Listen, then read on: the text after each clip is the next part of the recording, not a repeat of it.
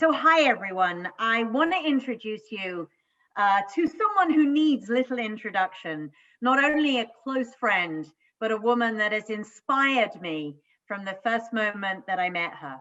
A sensational saleswoman. She sold tech, IT before many women did so, to now a leading CEO in the UK not-for-profit space. So over to the amazing, sensational and beautiful Ruth Owen for you to tell us something about you. Thank you, Harriet, and it's an absolute pleasure to be here and talking to the wonderful ladies that are on the International Women's Day. I have to say that I'm actually loving my new job. I'm the CEO of Denner Cheshire, which is a pan-disability organisation supporting disabled people to lead the lives that they choose. It's my dream job. So I couldn't be more pleased. And for those of you that don't know me, I'm actually a full-time wheelchair user myself. And, and for me, when I was approached for this job, I thought, why wouldn't I? I thought I could transform many more disabled people's lives. Fantastic. Well, thank you, Ruth, who rarely says this, but she's also an OBE, presented, in great gusto. So her contributions totally recognized here in the UK. So we're going to talk today about International Women's Day and about the whole issue of challenge. So Ruth, I'd love to get a sense from you of what some of your biggest challenges have been. I guess my biggest challenge has been, Harriet, is actually people's low perceptions and ambitions for me. Even from a very young person, it was expected that as a wheelchair user, I was sick, very young, and I ended up in the wheelchair full time. And all of my family and family members and anybody that came across me all said, well, you won't do anything. You won't amount to anything. Why don't you just stay at home with your parents and have a nice life? And I never felt that that was really the life I was going to lead, but I had a huge fight to convince people that was going to be very different. And actually, the most defining moment for me was when I was 7, I was put away in an institution for 3 months to give my mum some respite. Which they felt would be good for my parents to kind of come together again. And I'd got a younger sister, with the view that they would leave me there. So I did 3 months in this institution. I remember it vividly. I had my wheelchair taken off me because I'd been slightly too opinionated for the people around me. And I was put in this cot with bars like a baby. And I remember thinking, this is not for me. I have got to fight. I have got to take control of my destiny, and I've got to ensure that I actually do not lead this life. Because back then, being a disabled person was to put them away and was not to have them in the community and in society.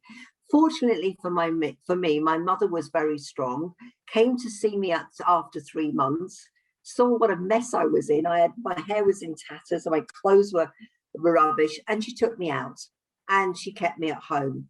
And I was homeschooled.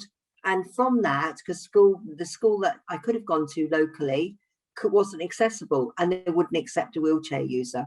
So my mother has been an absolutely defining person in my life as well, because she's given me, very quiet lady, but given me the confidence and the ability to go forward. And actually, I might be in a wheelchair, and I might be different, but it was down to me to educate other people around me that I could achieve the same as a non-disabled person. So that has been my greatest challenge, but my greatest opportunity has been my wheelchair.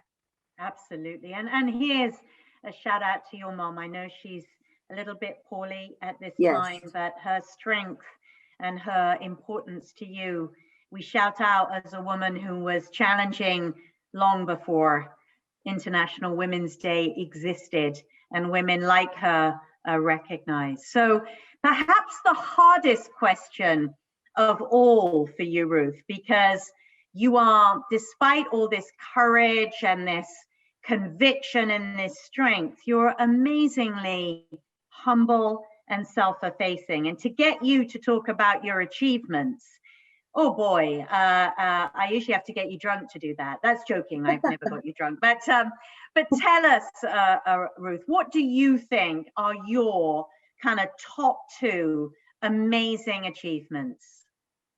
I guess I don't like to talk about my achievements, as you rightly say, Harriet, but I guess one of my defining achievements was actually for young wheelchair users. Before I led Leonard Cheshire, I was the CEO of WizKids, which supported young disabled children getting mobility equipment. I managed to, and I'm not quite sure how, when I look back now, get the personal health budgets, which allows young disabled children and their families to buy the chair that they need, into a legislation, become a legal right a couple of years ago. So that was a defining moment for me. I thought, I've done my job. This will never be taken away from disabled families.